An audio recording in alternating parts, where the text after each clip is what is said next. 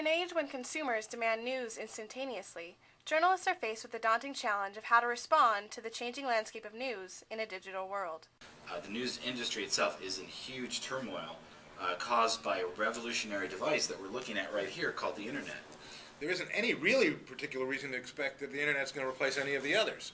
But we don't know yet. I mean, we'll see what happens. Clearly, the Internet is enveloping all the others. You know, sort of where is the future? I mean, it's anyone's guess, but I think that for organizations that produce content, of which we're one, we're trying to really balance the broadcast schedule that we're building, of which we'll still have a large audience for Lord knows how long, with being able to push content out in places where people that will have interest will find it.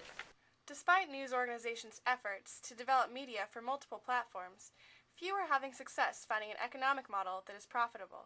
One of the things that really strikes me about every major print journalist I've run into, including where you were this morning, is not a single one of them really has a clue as to how to use their internet and other electronic assets. Nobody, believe me, nobody is making a nickel off of this. So the real issues for us is figuring out what they want, how they want to present it, and how we then make money off of it. And I have no idea. If I did, I'd be CEO. Right? It's really vital, and it's a real project for us all, for you, for us, for all of us, to really come to understand what are those things that are absolutely essential.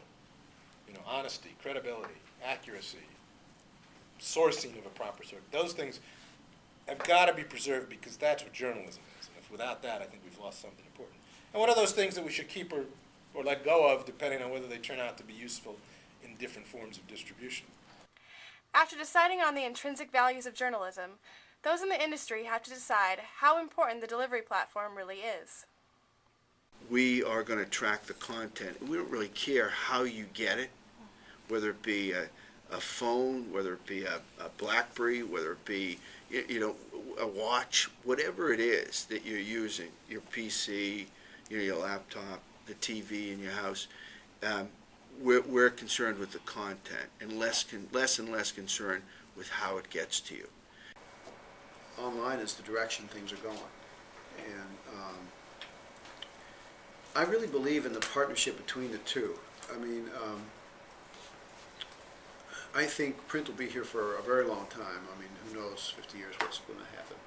The only certainty for the media is that technology and the way news is consumed will continue to evolve.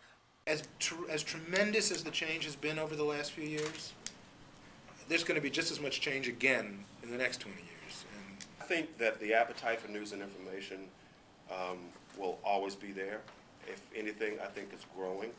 I think that there will be lots of traditional news organizations that will continue to be impactful in reporting those things. I think you will see some new people, some new players crop up who have figured out how to deliver it and make money off of it.